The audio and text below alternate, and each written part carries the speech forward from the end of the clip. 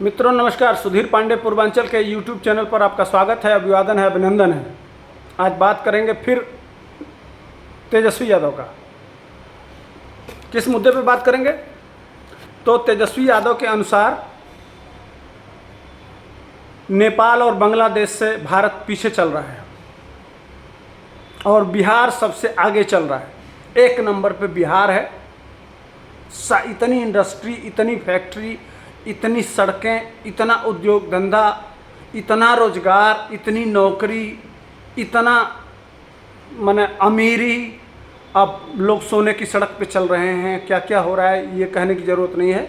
इस वीडियो को पहले देखिए। उनके हिसाब से नेपाल और बांग्लादेश से भारत पीछे है और बिहार सबसे आगे है। तो इन लोगों को क्या समझना आता है? देश की स्थिति देख लीजिए। बांग्लादेश से भी पीछे चलेंगे, नेपाल से भी पीछे हो जाएंगे थोड़े दिन में। ये भाजपा के राज में क्या स्थिति हो गई? तो डेवलपमेंट के मामले में तो ना ही बोले तो ज्यादा। सीबीआई ने वीडियो आपने देखा। इनके हिसाब से बांग्लादेश और नेपाल हमसे आगे है और भारत उससे पीछे है। नरेंद्र मोदी ने कर दिया।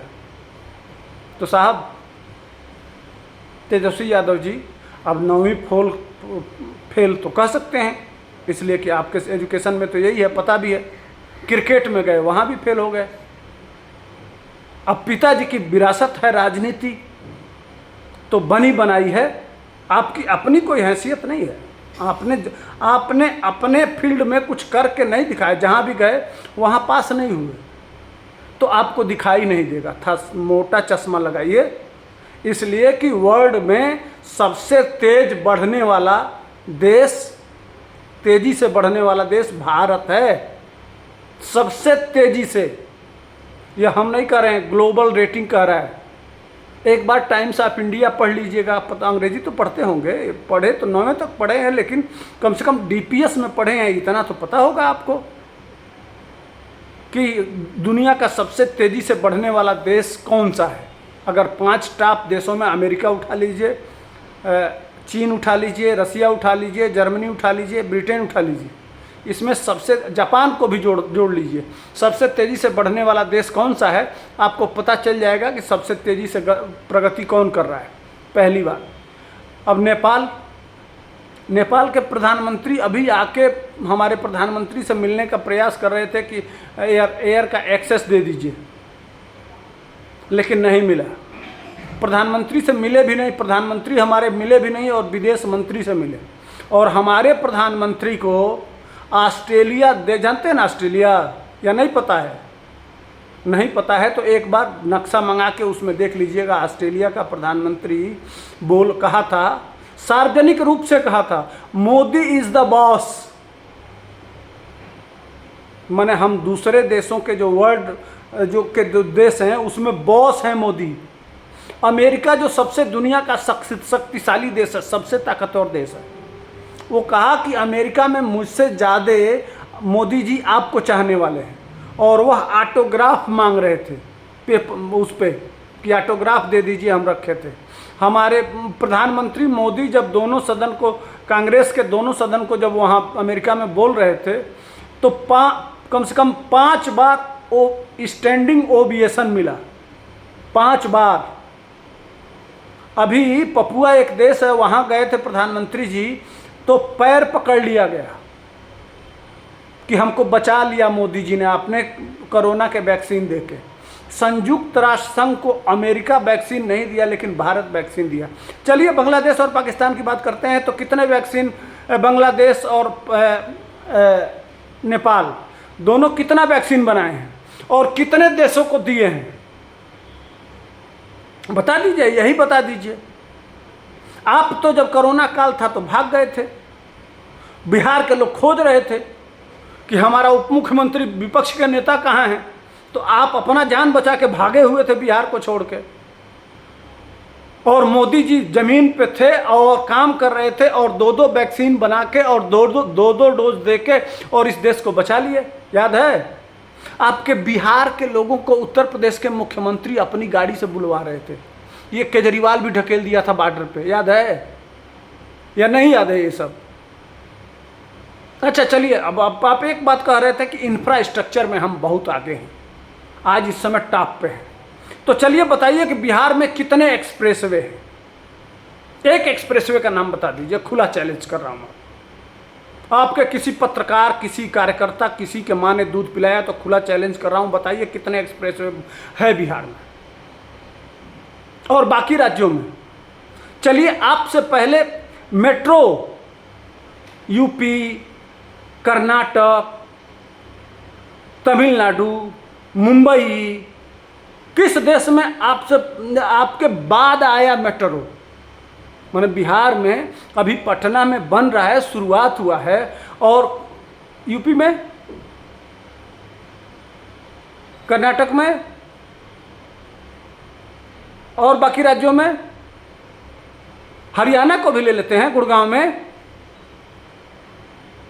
नहीं जवाब दे सकते, आप बोल नहीं सकते साहब।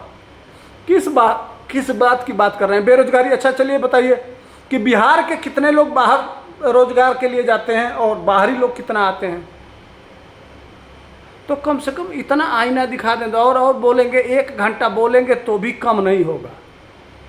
एजुकेशन में मानता हूं कि हमारे बिहारी भाई IAS PCS और बड़े पद पर आते हैं, लेकिन जो बाहर निकल गए, बिहार में रह के आपका वो तेल पिलावन लाठी या चरवाहा स्कूल क्या है वो पता चल रहा है। आप तो रोज बदलते हैं गिरगिट की तरह से। अच्छा गए थे, एक काम करिए, आपकी ये 1 साल की सबसे बड़ी उपलब्धि क्या है बताएंगे? अभी आप गए थे, देखिए आपने सबसे बड़ा काम किया है जाति जनगणना। अभी विगत वर्षों में सबसे अच्छा इनोवेशन किया है। और दूसरा किया है आपने, अब मैंने इस बीच में परीक्षा चल रहा है तो शिक्षक बहाली, यही 2 काम आपका दिखाई दे रहा है। यही 2 काम है मैंने। और हॉस्पिटल की बताने लगूँ तो 20 ठो उदाहरण दे दूंगा। वो जो नली के जगह पे, वो पैकेट की जगह पे वो बोतल लगाया गया था, याद है? अभी आज के हाई कोर्ट ने आपके ऊपर डांट के कहा था कि तमाम जो जांच का वो है मशीनें हैं वो आपके जिले में नहीं है।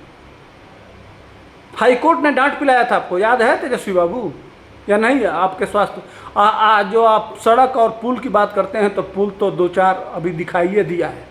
अब वीडियो लगाऊंगा, कितना सबूत दे दूंगा जानना है।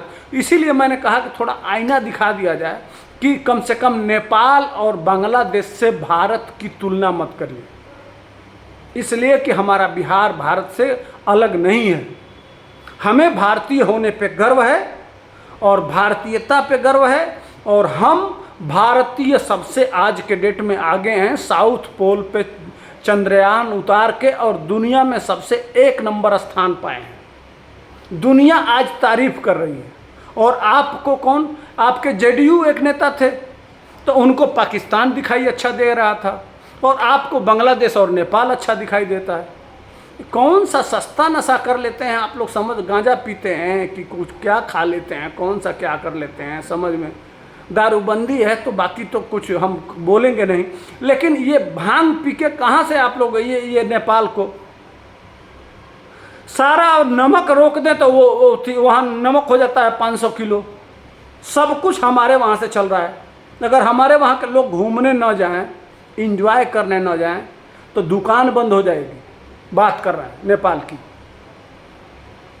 इससे आगे बांग्लादेश की जो खालिदा जिया है ना, 3 घंटा बंद कमरे में मोदी से मिल रही थी। क्या क्या चाहिए था? एयरपोर्ट बनवाना था, उसके बाद से समुद्री पोर्ट बनवाना था, बहुत कुछ बनवाना था। आती हैं, उनकी सारी सुरक्षा, हथियार, सब कुछ हमारे देश से चाहिए। 10 मिनट का नहीं है, 10 मिनट के भी ये लोग नहीं हैं, एक स्टेट के बराबर भी नहीं है इस देश में। बांग्लादेश को, अब बांग्लादेश आपको बहुत अच्छा दिखता है। बंगाली, रोहिंग्या, बांग्लादेशी चाहिए ना भाई, वोट तो यही देते हैं। तो भाई विदेशी लोग तो चाहिए।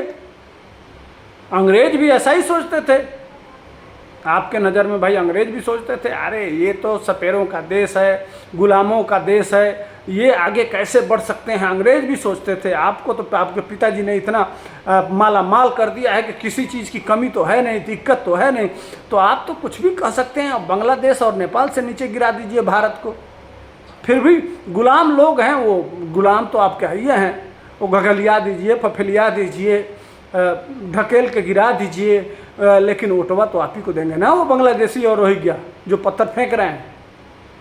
तो वो आपकी मजबूरी समझ रहे हैं, उनको खुश करते रहिए, लेकिन भारत को, मोदी के विरोध में भारत का विरोध मत करिए। इसी के साथ वाणी को देते हैं विराम, फिर अगले मुद्दे पे आएंगे। तब तक के लिए जय हिंद।